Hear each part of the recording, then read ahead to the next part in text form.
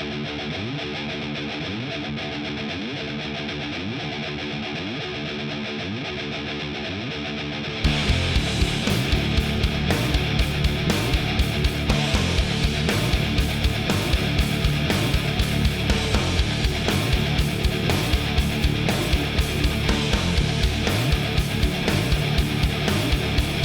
and gentlemen, welcome to the podcast where you must bow down to the Deathmatch King. It's Lost to the Midcard. Welcome. We are a week into the bombshells, and more bombshells got dropped today on AEW Dynamite about a certain best in the world. We'll get into that a little later. We will talk about GCW Homecoming, which was on pay-per-view this weekend. Matt Cardona, Nick Gage for the title. A fun pay-per-view, and we'll briefly run down that card, talk about Raw, SmackDown, NXT as well, and a little bit of Impact following Slammiversary. But first, a thank you to SpiderDuck.net for being our host, enabling us to be on iTunes, Spotify, and any of your favorite podcasting apps. All you got to do is search for Lost in the Midcard, hit that subscribe button. That way, you know every time a new episode comes your way, typically every Thursday afternoon. And but subscribing will let you know when that new episode drops.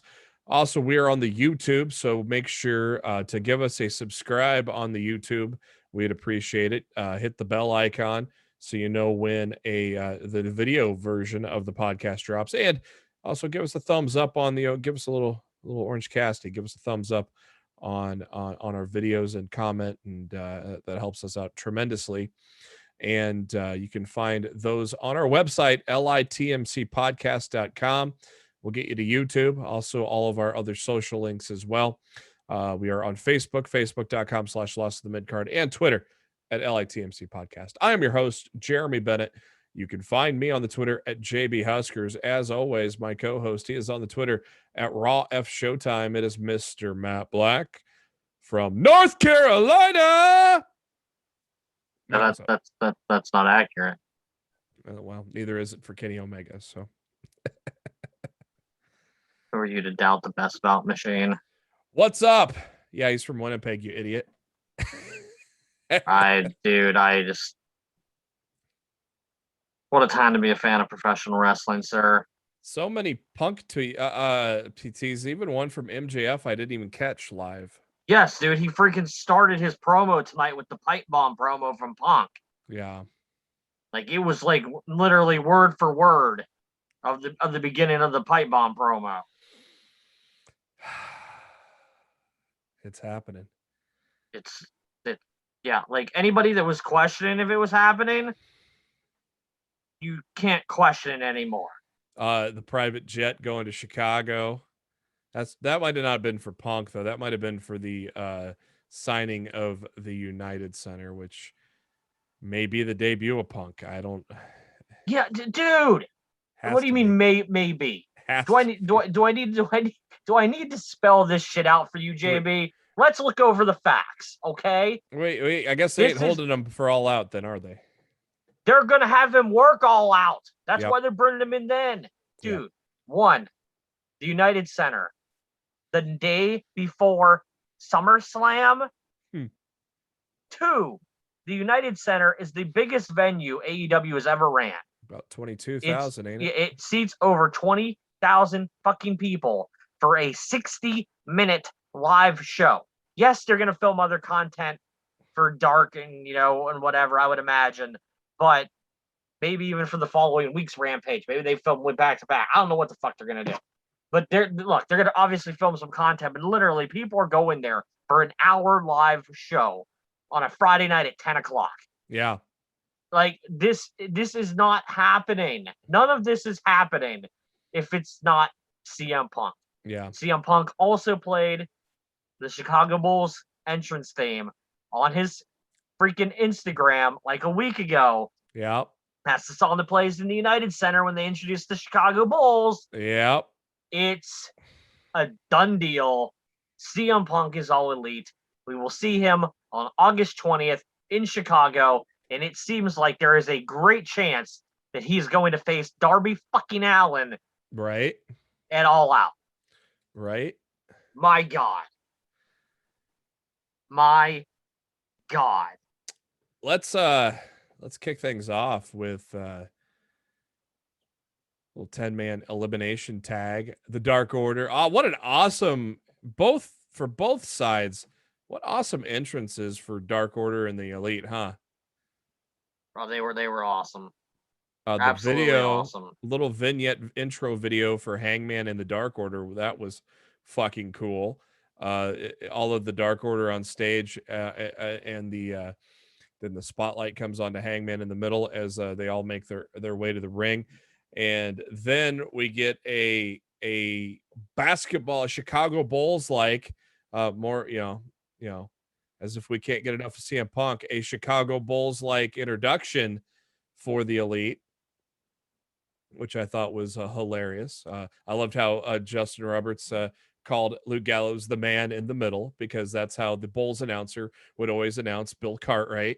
So that was pretty cool. And of course, the North Carolina of what they would, they'd always introduce Jordan at. So that was very cool. And then they all had Elite Squad in the vein of the Toon Squad from Space Jam. Yeah, there was there was marketing. Little promotion little promotion for the movie. So I'm sure they got a good payday out of that. Mm-hmm.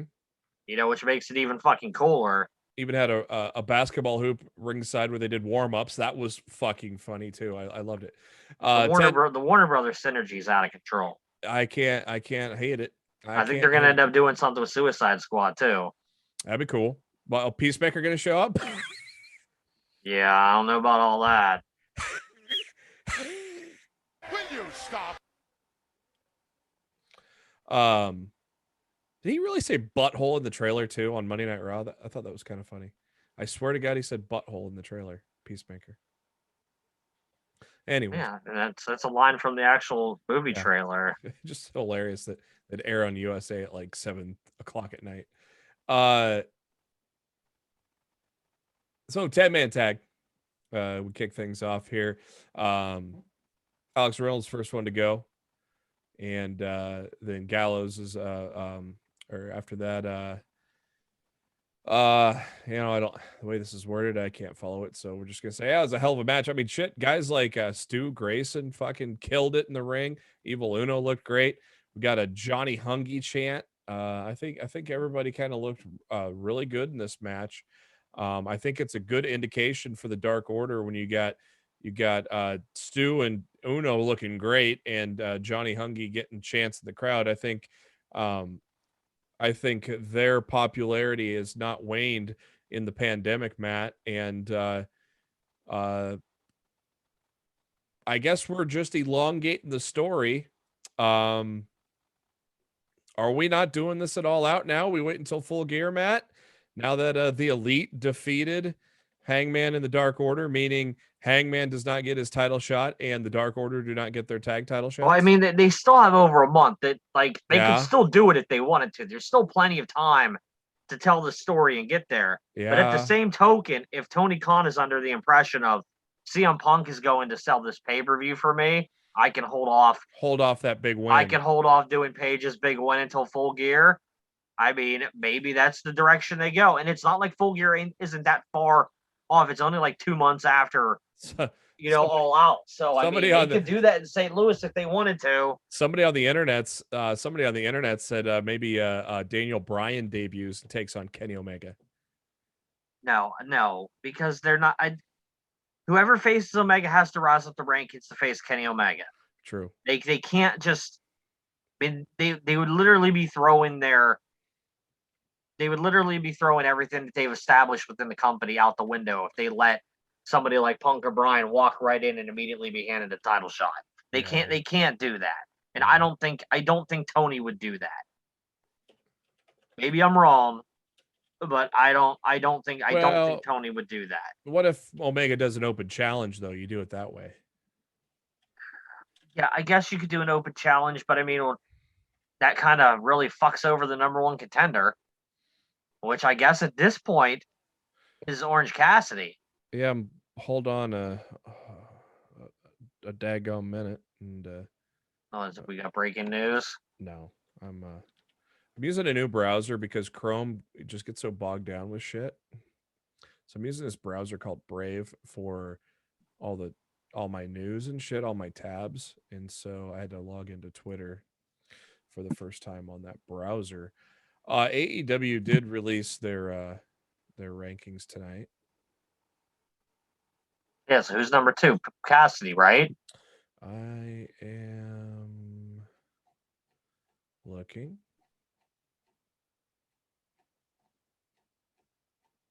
There we go. All right, here we go. Number 2 is Jungle Boy at 13-2. Really? Yep. Christian Cage 3 at 5-0. Maybe Okay, that's what they're doing. They're gonna do. They're gonna do Cage, and they're gonna do Cage and Omega all out. Darby Allin 13-2 at number 4, and Orange Cassidy 12-1 at number 5. Yeah, they're okay. They're doing Christian Cage and which was set up since his first night in the company. They're gonna do it all out. That's fine. Tag teams, Varsity Blondes, number 1 contenders, Acclaimed, number 2, Private Party 3, FTR 4, and Santana Ortiz 5. As for the women, Thunder Rosa 1, Tai Conchi at 2, Chris Statlander at 3, Karashita at 4, Red Velvet at 5. Yeah, I mean they yeah. Dummy, yeah. Yeah, if they're not going to run the storyline of Paige climbing back up over the next month to reclaim the number 1 contendership, Christian Cage makes the most sense at this time. Yeah, and I don't hate. So I kind of hate now that that they lost. I hate that they would put Paige in it then, unless they come up with a good way to do it. I don't know, man. To me, it just tells me they're stretching this out further. Is what they killed the crowd tonight. Yeah, they did. I'll tell you that the crowd never got back the heat that it had during the opening match. Like seeing Paige lose that opening contest, like it really sucked the wind out of that crowd in North Carolina. And like, look, there were times that they were loud throughout the rest of the show, but they never got as loud as they were during that match. Seeing their hero lose, yeah, it took a lot. It took a lot out of them. Yeah, I'm not sure, man. I feel like they could still do Paige if they wanted to, but I think right now that might have been the plan, and then they got Punk locked in. Yeah, and Punk's like, we don't need to do that match now because CM Punk's going to sell this pay-per-view. We can do this match at Full Gear. Yeah. Or they do it at Arthur Ashe Stadium. Yeah. Do you think? Because here's my line of thinking here. I've said all along that Omega has to drop the AEW title first before he drops everything else. Mm-hmm. So for the downward spiral to begin, Arthur Ashe Stadium, he could drop the title to Hangman. And then lose it Bound for Glory. And exactly. Then he can lose it Bound for Glory, and then he can drop the AAA title afterwards. So that would actually make the most sense. They could do Christian and Omega all out. That gives Hangman 2 months, essentially, to climb back up the rankings. And then they freaking do. They do Paige and Omega in the biggest. Okay, it's not the biggest venue anymore, thanks to the United Center. Yeah. But what was going to be the biggest venue they've ever done? But still, it's in fucking New York City. Yeah. You know, New York City. They've sold more tickets for Arthur Ashe than WWE sold for Madison Square Garden.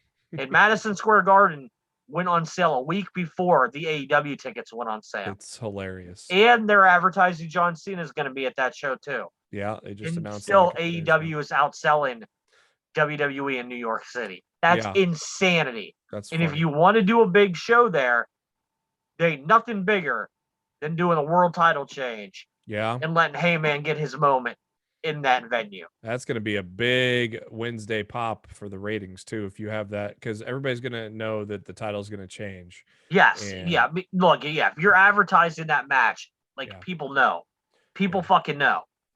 So my God, man. God. And then speaking What of a time to be alive. Speaking of Bound for Glory, something you mentioned last week looks like it's come to fruition, huh? Option C. Dude, it's totally happening. It's that to me, that's that. Any doubt I had in my mind was wiped away by Impact on Thursday. They're Man. absolutely doing What a rub. What a Omega rub. Josh Alexander. What a rub.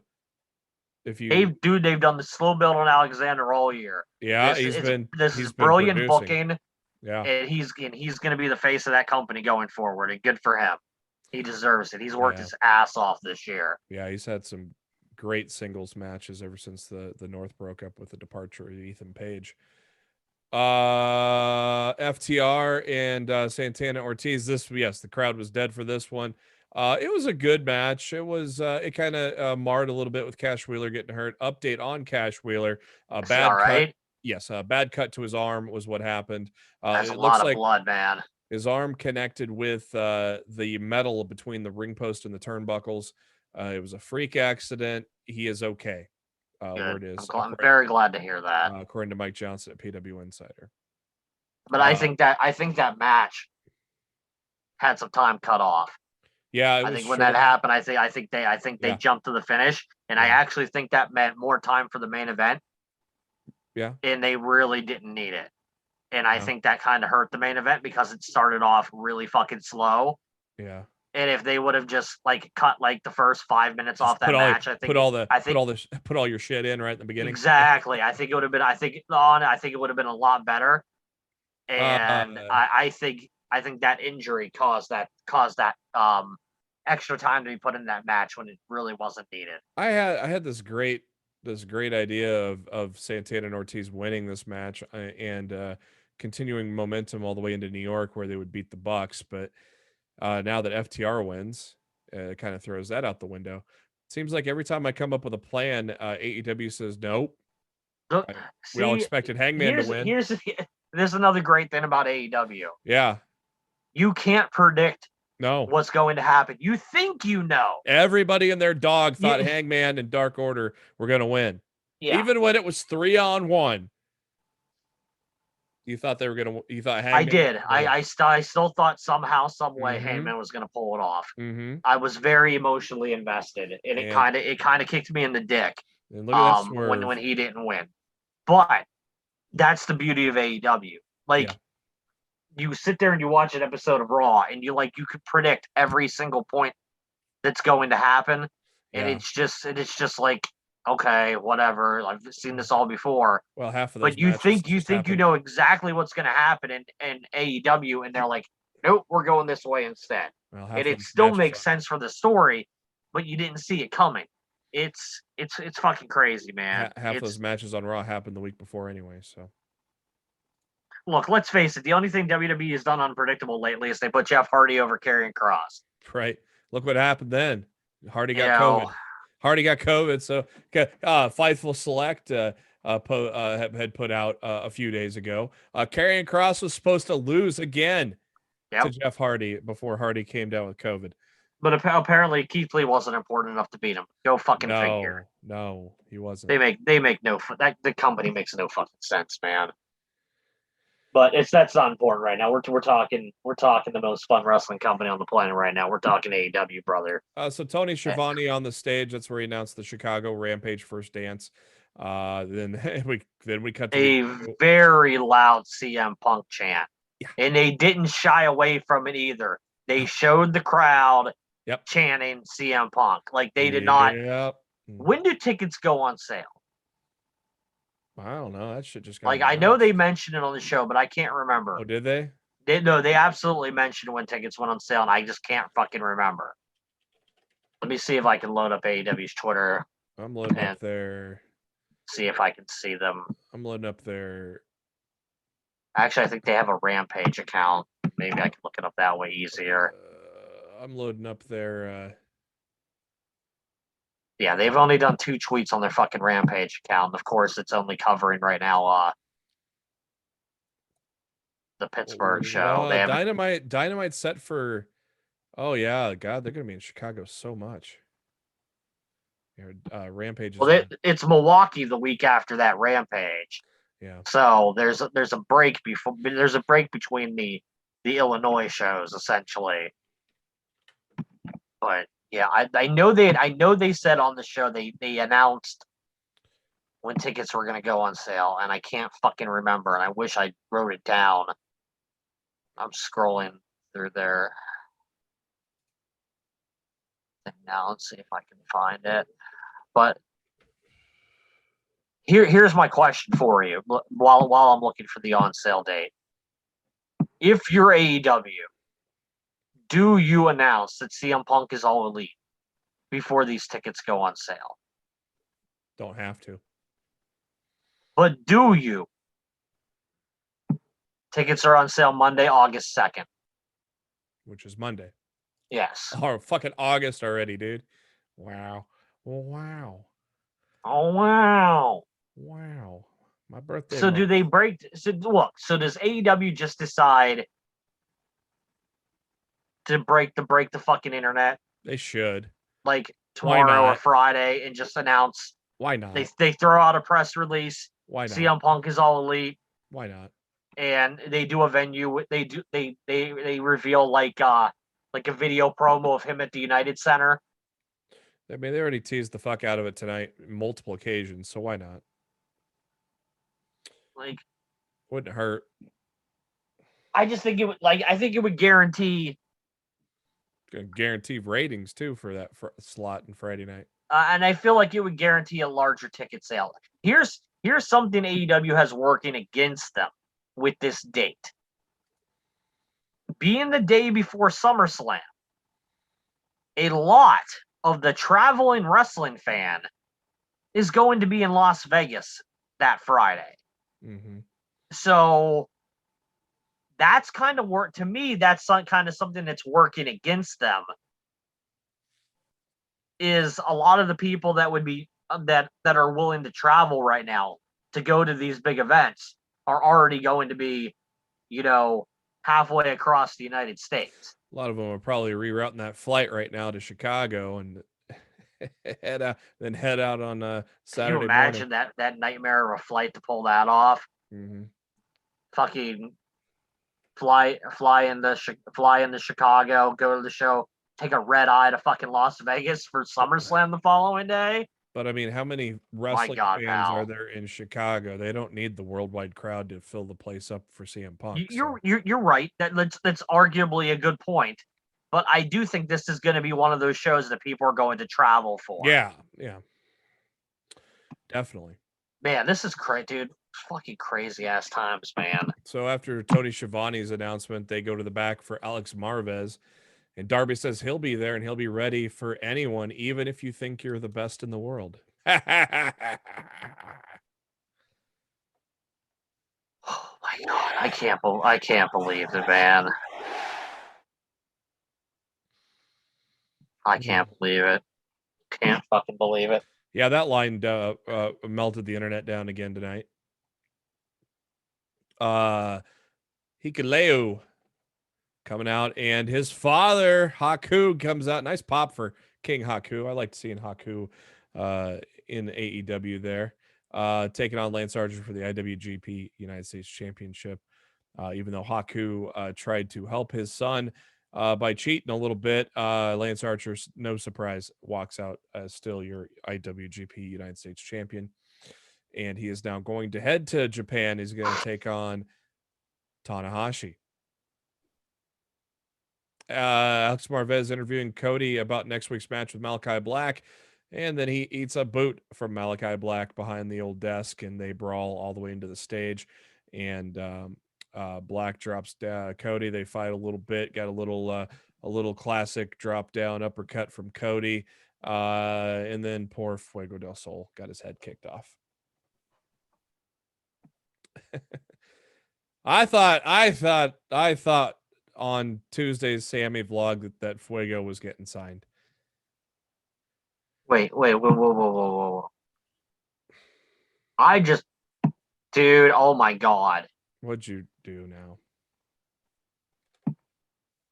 I think, hold on. I need to verify this before I say it. I just saw something on Twitter, but What did you say? Well, it's on what Twitter? I just saw something. Oh my God, it is. What? Who? Where? The day tickets go on sale for the show at the United Center in Chicago, WWE is doing Monday Night Raw in Chicago. Oh, that's right.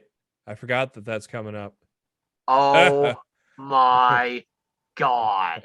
They're gonna get hijacked. They're not at United Center. They're at the Allstate Arena. They're gonna get hijacked. Oh my God. It's gonna get hijacked. Holy fuck. Tony Khan's playing fucking chess right now, man. That show's gonna be hijacked with CM Punk chants. I'm gonna, holy fucking shit, dude. Vince is gonna be in the back on his headset. Shut up! 6-man tag action, Private Party and Angelico take on Jurassic Express, Christian Cage. The good guys get the win there. After the match, a disguised Blade hits Cage with the Nux, sets up a match for next week. We got a video package of introducing Nick Gage, showing all the fun stuff he does in death matches. The very beautiful Julia Hart from the Varsity Blondes taking on Thunder Rosa in her first Dynamite match as an official All Elite wrestler. So good to see that. Thunder Rosa getting the win there with the Fire Thunder Driver. Next week, we are coming home. Impact Wrestling's coming home on Saturday, and AEW's coming home on Wednesday next week as we're back at Daly's Place for the Homecoming special. And I wouldn't mind them going back to Daly's Place every once in a while. It's a sweet venue to watch wrestling at, on television, even though we saw it obviously for a long time beforehand the pandemic. But so it's cool to see that they're going to come back there next week. Jon Moxley cutting a promo, claiming that Tanahashi has been ducking him the whole time he was holding the IWGP United States Championship. Mox says that he is now dead to him and is ready to fight anyone in New Japan. So who comes to fight Mox? Dude, I still think they're setting up Mox at Tanahashi.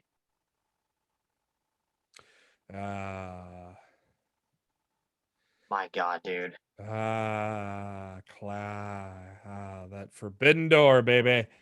That forbidden door. And in the main event, Painmaker Chris Jericho taking on Nick Gage, no DQ match in the second labor of Jericho. And you thought that maybe they would scale some things back for TV. Nope. We got the pizza cutter. We got the light tubes. It was scaled back A little bit. Yeah. It wasn't wasn't like that guy behind me there. It wasn't anything compared to what we saw Saturday night. It was scaled back, but it was just enough Would you see to probably get away with what they needed to get away with on TNT. Here's my biggest fear. I mean, did you ever expect seeing light tubes and a pane of glass on Dynamite? I did not. But here's my biggest fear for AEW. There have been a lot of people just on my timeline alone tagging Domino's because they had an ad in picture when Nick Gage was using the pizza cutter. And I'm very, very worried that Domino's is going to lose their shit and not want to be an advertiser for AEW anymore. Oh, man. I don't know if it'll come to that, but I didn't even know. I was writing an article at the time. Right after he used the pizza cutter and they went to commercial break, there was a Domino's commercial. That's funny. Luckily, Domino's has not tweeted in 7 hours, so that's a positive. So maybe whoever's in charge of that account will just miss all the tweets. I'm sure it'll be fine. And if not, AEW will be fine. They'll get another sponsor. I'm just saying that's a big sponsor. Domino's is a big company. So if Domino's bans AEW, I ban Domino's. I thought fuck them. I thought we might get a light tube or something, but we got a lot of You light got tubes. a lot of light tubes, dude. I don't think I've ever seen light tubes ever on major national television. I don't think WWE's never used light tubes. I don't know about Ring of Not that Honor. I can recall. And Ring of Honor ain't really national television. Impact, no. So that was kind of cool. See, I did not expect to see a pane of glass either. Jericho, I think Jericho landing almost knocked that glass off the chair, and that would not have made the spot look as good as it did. But thankfully, everything held up on the chairs, and that spot happened. And Gage kicked out after getting Hurricane Ronded through the glass. Great spot though. I mean, everybody landed that spot. It was a perfect spot there. And more light tubes came out. We had a nice bundle of light tubes.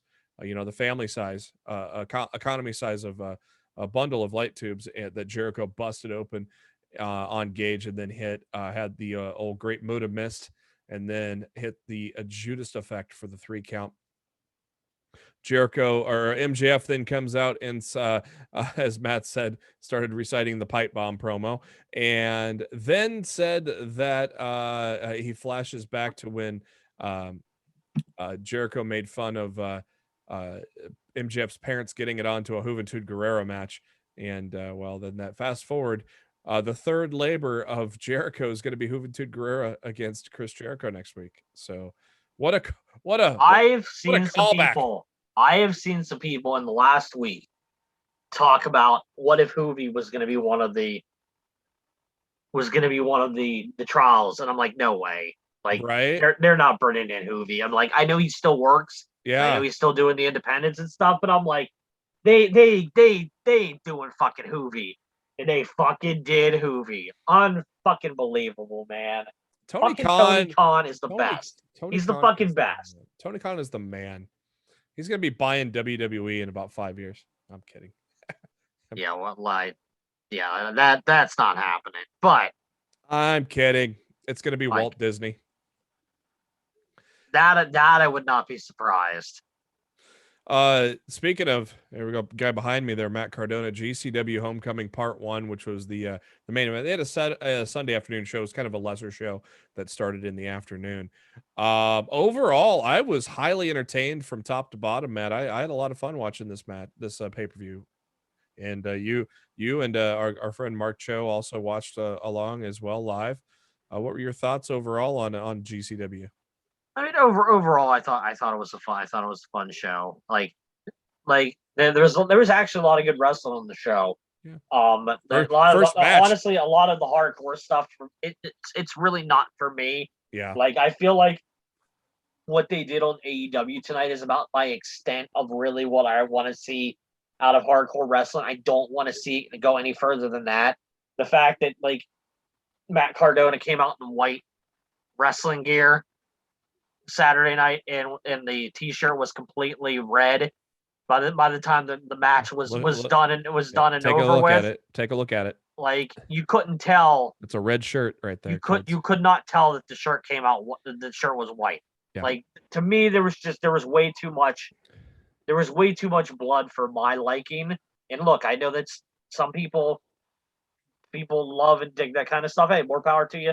Pro wrestling's for everyone. Everyone likes their own stuff, and that's what makes pro wrestling great, because not everybody likes the same shit.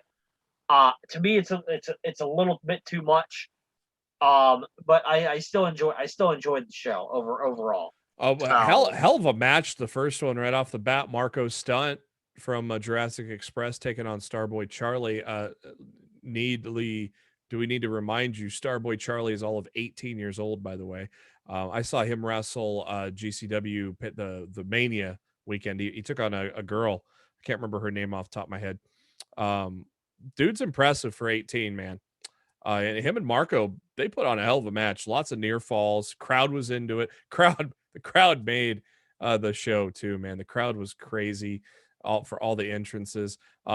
Former ROH television champion Tony Deppen took on Ninja Mac. No relation to Rodney Mac. Another great match. I don't think Rodney Mac's a relation, is he? I highly doubt it. Another great match. AJ Gray, former GCW world champion, took on Nolan Edward. That was another good match as well. And then we got to some fun. Two Cold Scorpio taking on the Grim Reaper, and Grim Reaper lighting up a fat fucking joint in the middle of the ring, and then they pass it along, and then they wrestle while smoking the joint. Fucking hilarious. And Two Cold Scorpio still got some moves for being in his mid 50s. Then we got Ultra Violence, the GCW Ultra Violent Championship between Drew Parker coming over from Japan. He and knew as he took the championship away from Alex Colon. And Parker had just wrestled a death match the night before in Japan.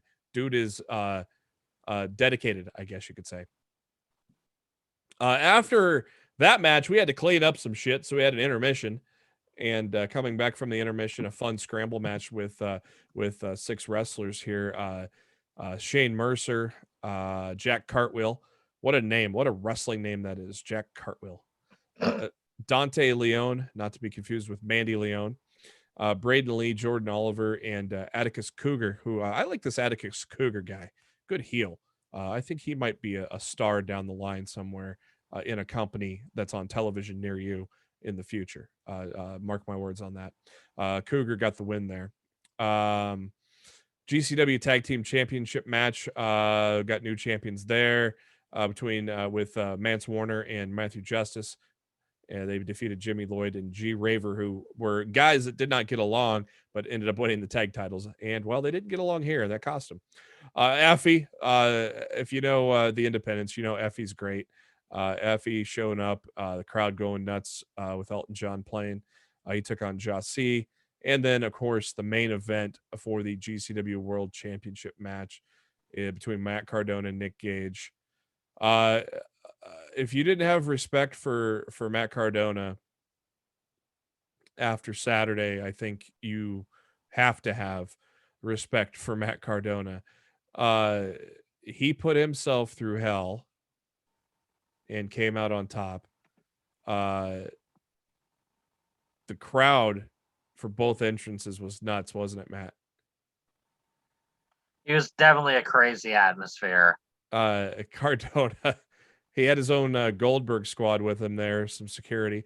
Nick Gage, of course, creating a mosh pit on his entrance, and a lot of fun, man. And it was a hell of a match.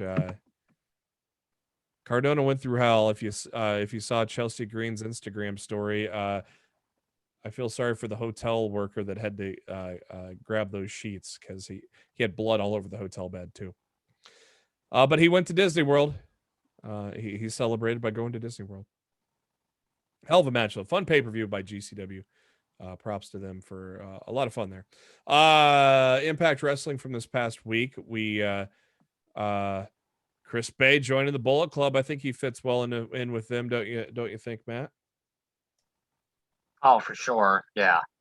He defeated Rohit Raju in a great opener.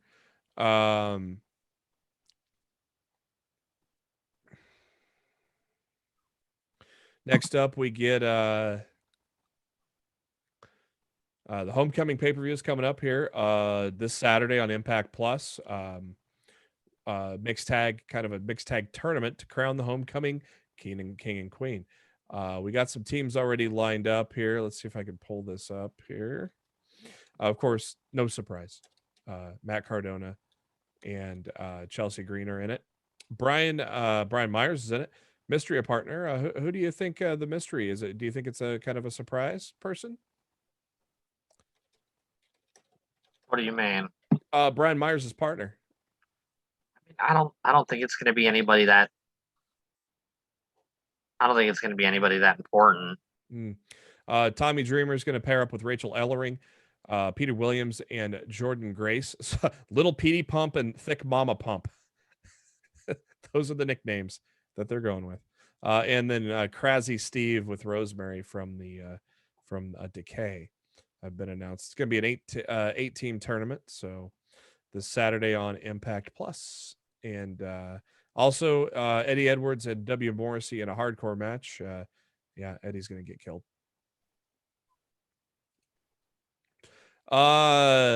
Mickey James trying to extend the olive branch to Deonna Purrazzo. Gail Kim comes out and basically talks Deanna into saying yes for the Empower all women's pay-per-view special that's coming up here next month. We got a 6-person mixed tag match. Jake Something, Matt Cardona, Chelsea Green took on Tennille Dashwood, Sam Beal, and Brian Myers. And Green, Chelsea hitting the Unprettier on Sam Beal to get the win there.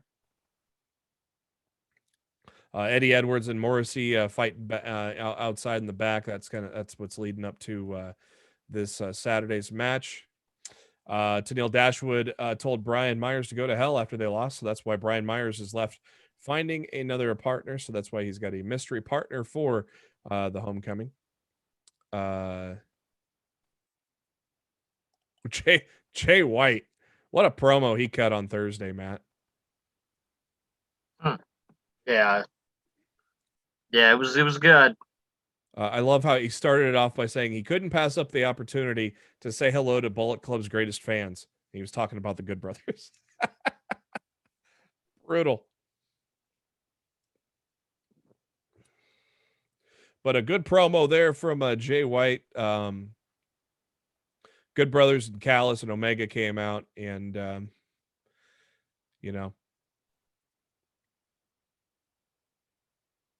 so be interesting to see what happens there. But they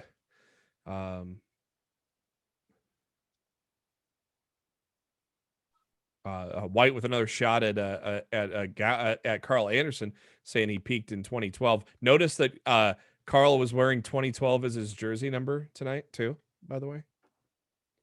Yeah. I don't know if you noticed that or not, but Ace Austin, Madman Fulton took on Finn Juice, and Finn Juice getting the win there after the match. Finn Juice got attacked, and then Shira and Rohit Raju jumped in and joined in on the fun as well. And then we got the Tag Team Championships rematch between Decay, Havoc, and Rosemary against Fire and Flavor, with Havoc and Rosemary getting the win.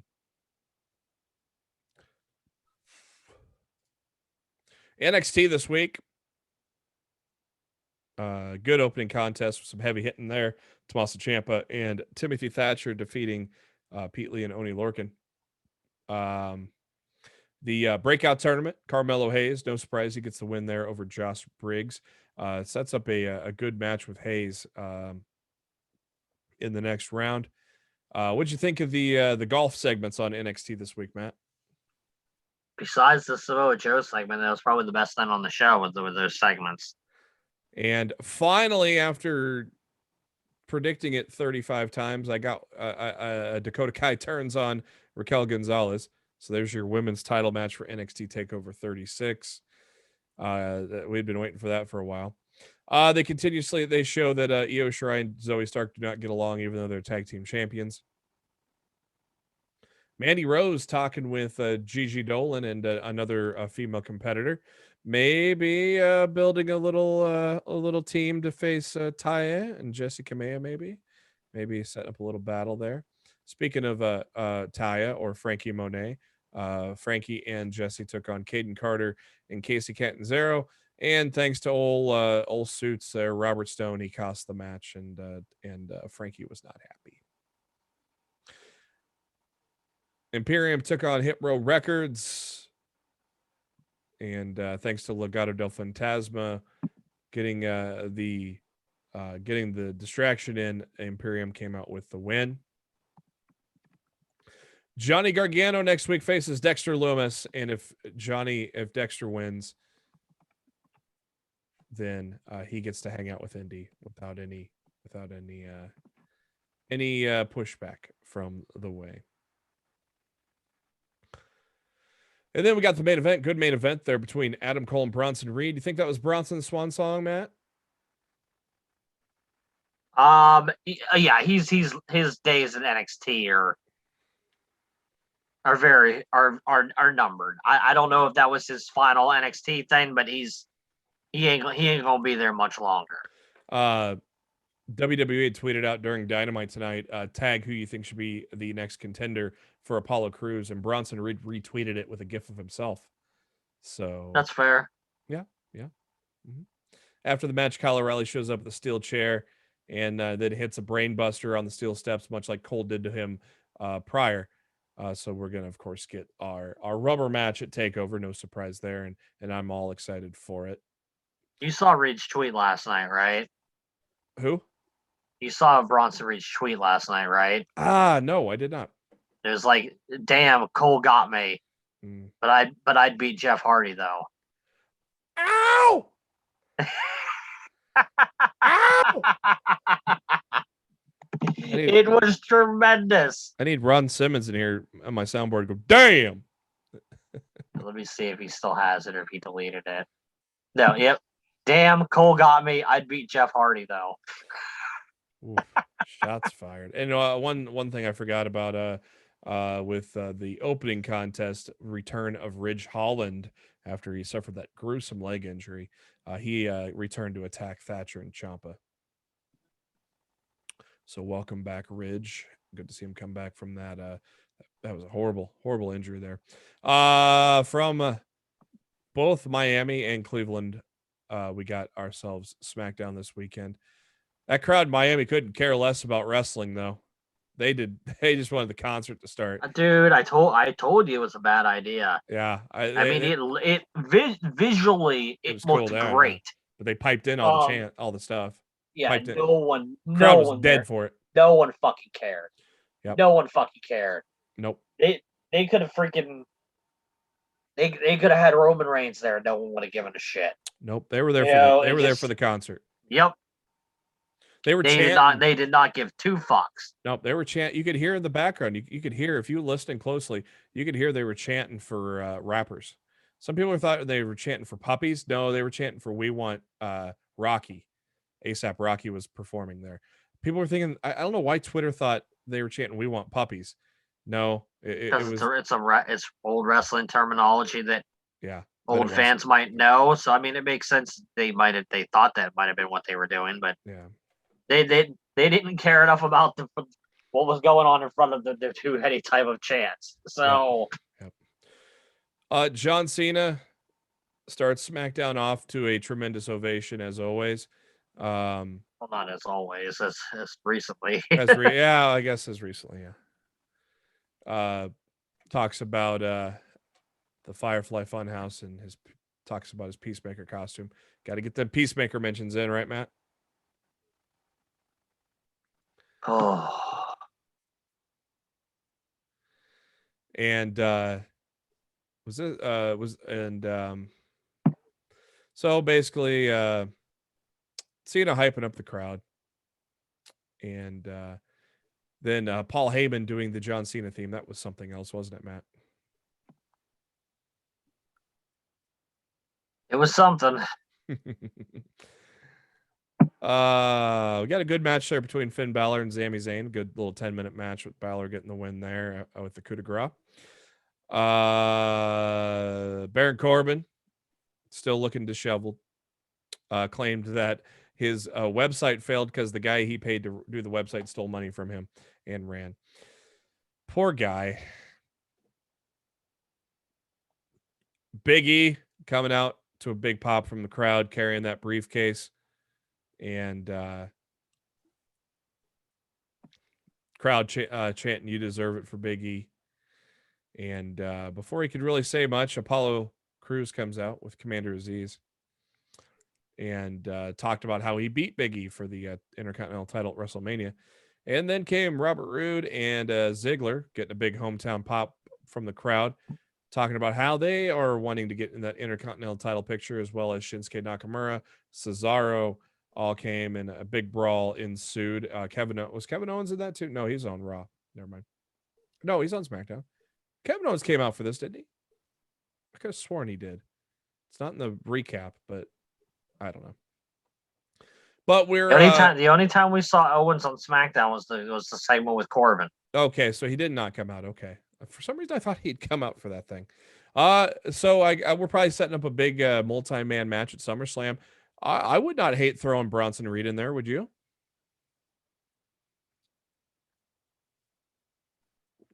Maybe, I don't know. Wait, who was in that 6-man that we didn't get to watch? KO wasn't in that, was he? It was Cruz, Rude, Ziggler, Nakamura, Cesaro with Big E. Yeah. Also. Okay. Yes. Yeah. No Kevin Owens. Yeah. Kevin Owens was just in that backstage segment. Yeah. For some reason, I thought he was in that segment though, but I was wrong. But we'll probably get a Teddy Long out for a 6-man tag next week. Playa. We transitioned to the Rolling Loud Festival where nobody cared about wrestling. Angelo Dawkins took on Chad Gable, and the crowd was piped in throughout the whole thing. And then Bianca Belair came out, and she took on Carmella again for the title for some odd reason. Again, I rather would have seen 6-man that was going on in Cleveland. Yeah. So yeah, nobody cared. Kevin Owens trying to be a mechanic for Shotzi and Knox's tank, but alas, he could not fix their tank. So then he runs into Baron Corbin, Corbin apologizing to Owens for the comments he made. He's saying it's a bad habit that he's trying to break and be a better man. And Kevin Owens loans him some money. What a nice guy. But then Shotzi shot him in the dick with a rocket, and then Rude and Ziggler stole the money. But then Owens chased them off. Very interesting to me, this Owens and Corbin thing, Matt. I'm interested to see where this goes.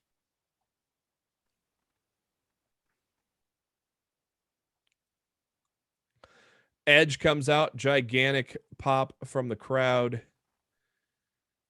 And a good segment there with him and Seth Rollins. Really enjoyed that segment. Fans were hot for it too as well. That's gonna be a killer match at SummerSlam. Toni Storm took on Selena Vega in her debut and gets a quick win over Zelina. Welcome back to the company, Zelina. You lose in 2 minutes. Jimmy Uso took on Dominic Mysterio. Decent little 10-minute match there with Jimmy getting the win. Cheating the same way as they did on how they won the titles previously. Roman Reigns comes out to address John Cena's SummerSlam challenge, makes a missionary position sex joke, which was hilarious, and says he is not accepting the challenge to John Cena, which prompted Finn Balor to come out and challenge Roman Reigns, and Reigns accepted that challenge. What are your thoughts on all that? Look, I think it's a swerve because they're not going. The WWE is not in the business of giving people what they want. I would certainly prefer them to take the part-timers out of the WWE title pictures and pair them up instead. Cena and Goldberg. I would love to see a match between Cena and Goldberg. I think that would be a fun 5-minute, nostalgia fest, and I think that would be really cool. You could do Balor and Reigns, then Balor and Reigns, Big E and then you could do, shot. Yeah, exactly. I mean, I also, something tells me they want to wait on Big E. I don't think they want to hop on that like they did with Nikki. Yeah. Something tells me this is going to lead to like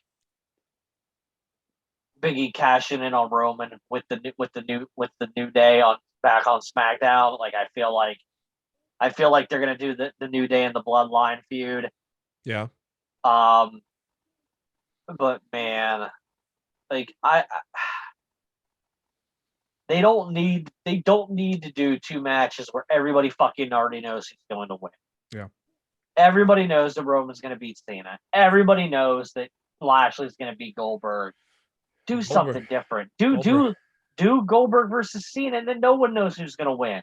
Yeah. They could go either way on that. It wouldn't matter. Goldberg's out of matches after SummerSlam. 2-match contract for the year, and he's already used one. He's got one more year, I believe, after this. Yeah, I've said it till I'm blue in the face that a part-timer should not jump right in and get a title shot. I've said that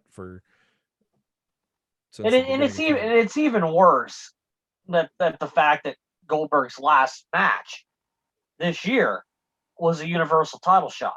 Well, not Universal, but it was a WWE title shot against Drew. Yep. So he loses that title shot, and then he's going to get to come back 7 months later and challenge for the title again. It's fucking dumb, dude. Yep. Like, you don't need Goldberg in the title picture to sell pay-per-views. You just need Goldberg. Yeah. Put him up against somebody else. Stupid idea from bad creative. WWE can't get out of their own fucking way. And it's incredible. It's incredibly frustrating. Raw kicking off with Nikki ASH, better pop than Money in the Bank, at least, with your new Raw Women's Champion, Charlotte Flair, coming out basically calling Nikki a joke, and then Rhea Ripley, there we go, hard word to say apparently, comes out and talks about how Charlotte doesn't deserve anything. She intentionally got disqualified. And that leads to Adam Pearce and Sonya Deville giving us a triple threat match at SummerSlam. That whole segment took over 20 minutes. That was just insanely long. Sheamus and Damian Priest contenders match, as this is Vince's new favorite thing to do, a contenders match. And very good match, though. Priest getting the win. I think that only goes to show that we're going to probably get a even better match at SummerSlam. And I'm all for it. I'm guessing Sheamus, who says his nose got rebroke, is going to milk that and avoid Damian Priest until he finally gets forced by Adam Pearce to defend it at SummerSlam. That's my guess, because you got to save it for SummerSlam. I would agree. Man, talking about Raw is making me yawn. Putting Matt to sleep with Raw talk here. Tag championships on the line. Styles almost beat the Viking Raiders. More about that later. More from AJ and almost later. Jinder Mahal and Veer come out. Shanky selling his chair beat down. We got Drew versus He didn't Veer. have to sell it, dude. He got fucked up. He did. Veer winning by disqualification over Drew McIntyre because Drew used a Claymore kick while he was holding it. I thought that was so dumb. He was holding the chair. It's not like Drew swung a chair and attack. He hit a Claymore on a guy holding a chair. That happens all the time in wrestling. All the fucking time. Dude, it's the same bullshit like when Rhea flipped the fucking commentator lid on Charlotte. I mean, Yet Charlotte tried to amputate Rhea's leg in the steel steps, and that wasn't a DQ. They're not consistent with what they. Oh, I don't want to fucking. It's not even worth the energy. Yeah, it's not.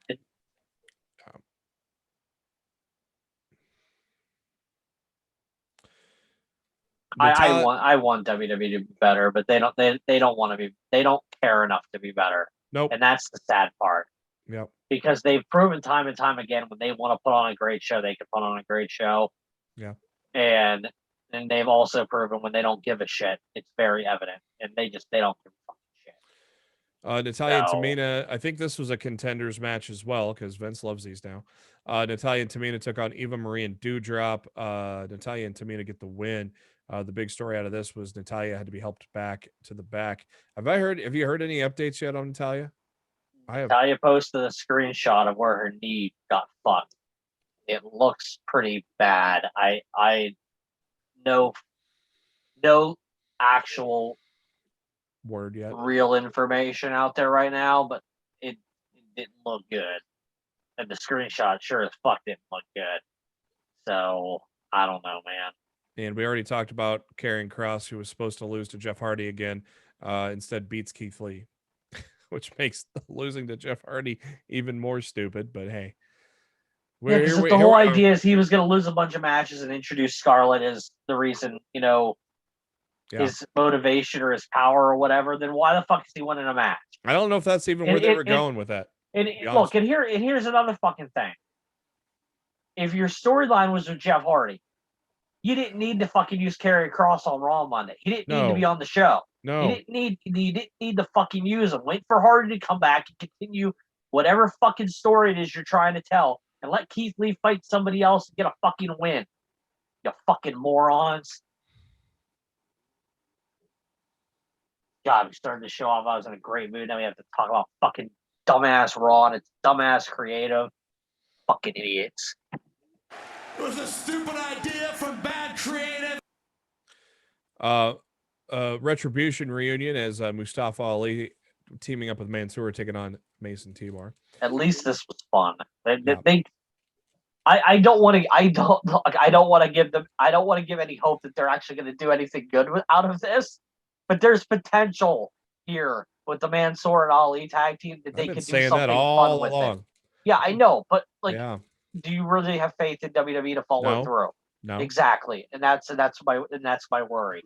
I liked how they did the old '80s heel promos with T-Bar and Mace beforehand. You know, the old, like they always did with the '80s bad guys in the promos. That was kind of cool. Bobby Lashley MVP come out. Lashley says he's not going to dignify Goldberg's challenge with a response. I wouldn't either. He already turned down the challenge on Twitter last week. It's just like, what the fuck? Yeah. Be consistency, please. I'm begging you. I mean, you're asking for a lot here, Matt. Yeah, apparently. Shut up! So Cedric Alexander comes out, and then Shelton Benjamin comes out and makes fun of Cedric's voice. And we get a 2-on-1 handicap match where Lashley kills them both in like 4 minutes. Riddle John Morrison, another good match. Yet another rematch, but another good match. Big story here was AJ Styles almost beating up Riddle at the end of the match. Oh, I think we might be getting a Viper next week, Matt. Yeah, I heard a week or two ago that August 2nd was the scheduled return date for Orton from whatever vacation they allotted him. Yeah, because that was originally supposed to happen after WrestleMania. Yep. So. Yep. 24/7 title, original and R-Truth. That was kind of fun. That was a fun. That was comedic. We had R-Truth on the mic the whole time. Reginald doing his flippy stuff, and I thought it was fun. And then Nikki Ash against Charlotte Flair in the main event, and Charlotte Flair gets the win. I don't know. I just don't know, Matt. I don't know either, man. Speaking of the Queen, it is being reported that the Queen of the Ring tournament, first ever Queen of the Ring tournament, going to occur in October. And it's going to be airing on Peacock, as long as it doesn't freeze. And that's wrong. That was the original report. Yeah, it's wrong. And Andrew Zarian and Matt Mann says it's scheduled to start on October 8th on SmackDown and on October 11th on Raw. You hear the finals are scheduled for? Saudi Arabia. Good God. Anyways.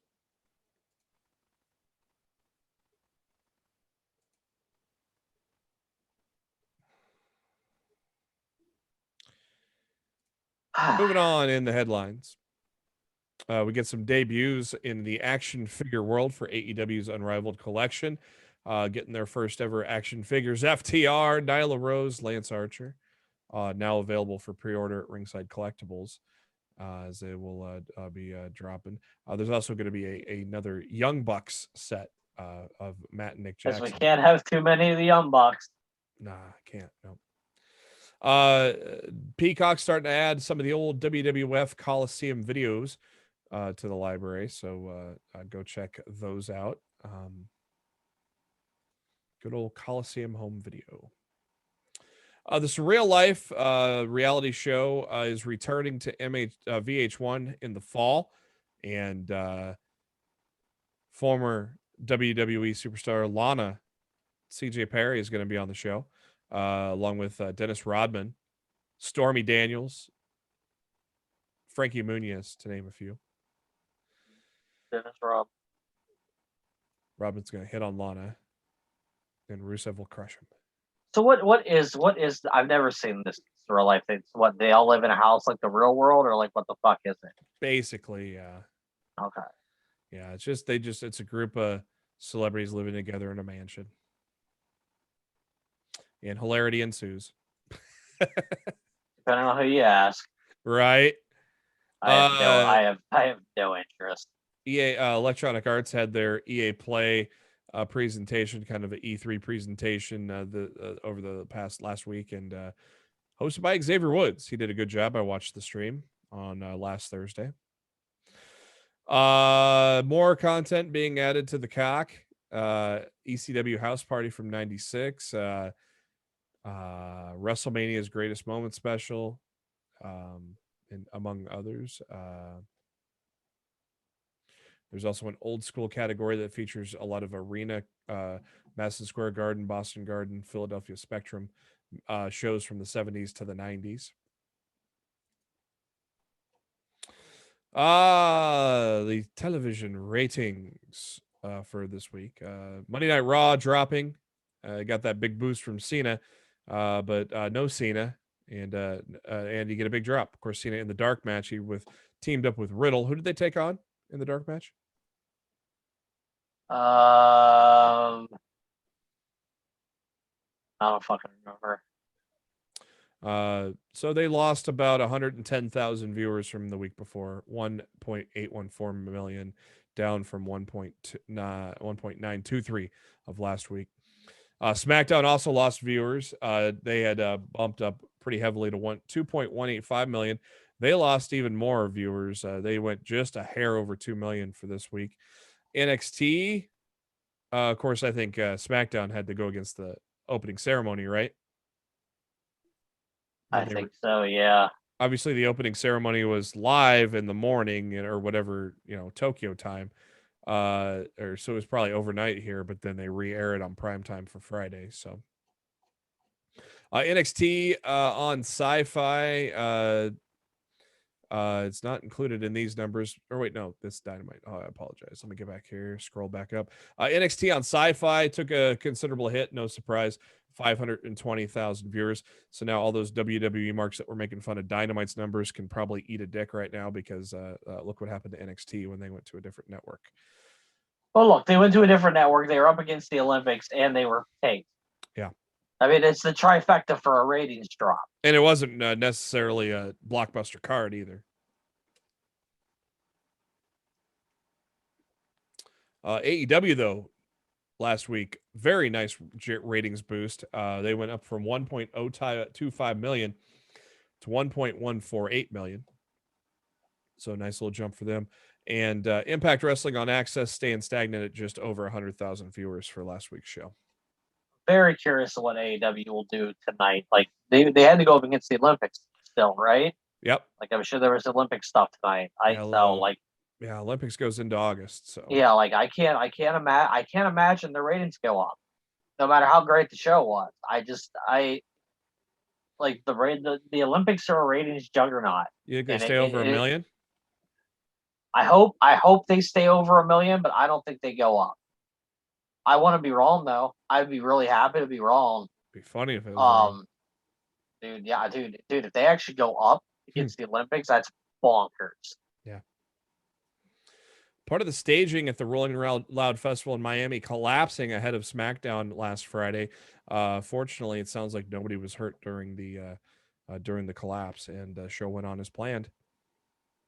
It has been announced that at Glory by Honor, Night 1, which occurs August 20th in Philadelphia, Jonathan Gresham is going to defend his peer title against Rhett Titus, his fellow Foundation member.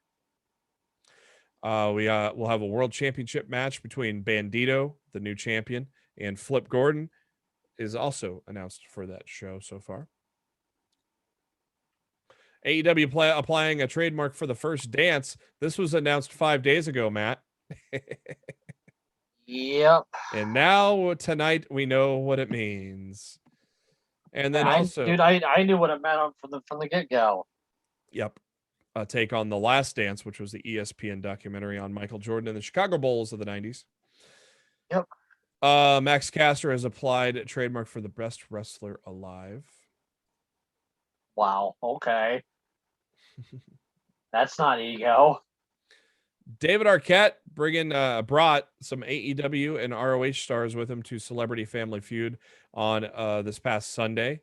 He teamed up with Dalton Castle, Jungle Boy, Peter Avalon, and RJ City, who is a guy that Arquette feuded with he's also in the documentary that you cannot kill David Arquette. That aired this past Sunday, so you could probably catch it on video on demand if you want to go check that out. First 3 matches have been announced for the Women's World Title Tournament. Miranda Elise is going to take on Alex Garcia. Maserati is taking on Nicole Savoy. And Sumi Sakai takes on Roxy. And that tournament will be on Ring of Honor television. These matches will be on ROH TV this weekend. Senior Vice President of Talent Development, Canyon Seaman, was let go by WWE earlier last week. Then, of course, Sean Ross Sapp from Fightful announcing that other executives have been let go or other people from the offices have been let go, as more people are getting fired from the WWE, but no word on talent going to be included on that at this time. Seaman, what a name, joined the WWE in 2012 after being the chief financial officer of the Association of Volleyball Professionals. And so he's been with the company for almost 10 years before getting let go. AEW Women's Champion Britt Baker announced that she broke her wrist, but she says she's not taking any time off either. But she also wasn't on Dynamite this week, was she? That backstage segment. Yeah. Where she teased she was getting backup next week. Yeah. People are already thinking it might be the Iconics. God, please, yes. I'm just saying, I think that those 4 women would play off of each other very well. My God, would that be so good? I wonder if Jess will burn her resume. Oh boy, in entertainment that we did not order, apparently there is going to be a scripted series called The United States of America versus Vince McMahon. I'll pass. Vince McMahon needs to stroke his ego some more, so he's going to create a series in the vein probably of The People versus O.J. Simpson that talks about the steroids trial of the 90s. Pass. Speaking of shit that nobody wants, Vince McMahon continuing to live in the dark ages is announced that they are going to do a shop live on YouTube QVC style broadcast now.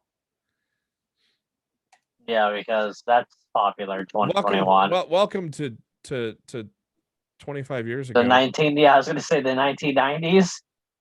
Before the internet was popular, and we can just now get it on the internet. Rock's movie Jungle Cruise comes out this weekend. Probably going to have gigantic numbers. I've heard good things. The trailers look entertaining. There were no NXT superstars backstage at Raw this week, except for Karen Cross. As Matt had mentioned earlier in the evening, John Cena is going to head to MSG. Maybe that's why I put Cena was only scheduled. The summer Cena was supposed to end at SummerSlam. Maybe they talked Cena into MSG because AEW was outselling them in New York. Maybe. Doesn't seem to have helped yet. For the first time since 2017, the American Wolves are going to reunite. Davey Richards and Eddie Edwards are going to team together for a Wrestling Revolver show October 30th in Clive, Iowa. Hey, that's in my neck of the woods. Clive, Iowa is about 3 hours away. The Cowboys going to be in my town on Saturday, Matt. James Storm. Sorry about your damn luck. James Storm going to wrestle an indie show here in Lincoln, Nebraska.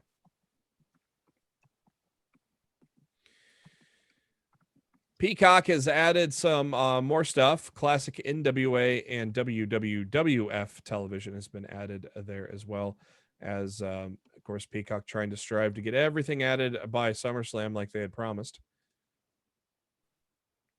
It's been announced by Entertainment Tonight that Tiffany Haddish, actor and comedian, she is going to be hosting the official after party of SummerSlam in Vegas on the 21st. I would actually rather go to Dolph Ziggler's post party myself, but and then Dwayne "The Rock" Johnson, while promoting Jungle Cruise, talking about a WWE return, he said there's nothing, according to the rumors. You believe that, Matt? Sorry. No. I don't think anybody does. Not even a little bit. Nope. That's going to do it for this edition of Lost in the Midcard. Once again, thank you to SpiderDuck.net for being our host, enabling us to be on iTunes, Spotify, all your favorite podcasting apps. Go search for Lost in the Midcard and subscribe for us there so you can hear us every Thursday afternoon when the show drops. We're also on the YouTube, and make sure to go to litmcpodcast.com or facebook.com/Lost in the Midcard, or our Twitter at LITMC Podcast. Links to everything there. Give us a little thumbs up on our videos. We'd appreciate it. Subscribe for us. We would appreciate that as well. And give us a comment, whatnot, on the videos as well. We'll respond back to you. I always like to hear from you. Matt is on the Twitter at Raw F Showtime. I am on the Twitter at JB Huskers. And before we ride off into that sunset and cue up some Living Color Cult of Personality under our headphones, Matt, what are your final thoughts? Dude, it's fucking crazy, man. I can't believe Punk's back. I can't believe Bryan Danielson is coming to AEW. It's what a time to be a fucking wrestling fan right now, man. My God. I cannot wait. I mean, we're kicking off SummerSlam weekend with Rampage. And who would have thought that would have been on the radar as we head to SummerSlam weekend? Who would have thought the second ever airing of Rampage would be on our thoughts for SummerSlam weekend? And yet here we are. My God. Oh. And then we get hit with All Out a couple weeks later, and then we get hit with Arthur Ashe a couple weeks after that. AEW is about to get crazy, man. A little bit. If you get the Iconics, those 90 days are starting to expire. Woo-wee! What a time to be alive, man. For Matt Black, this is Jeremy Bennett. Thank you for tuning into Lost in the Midcard. We'll be back at you next week.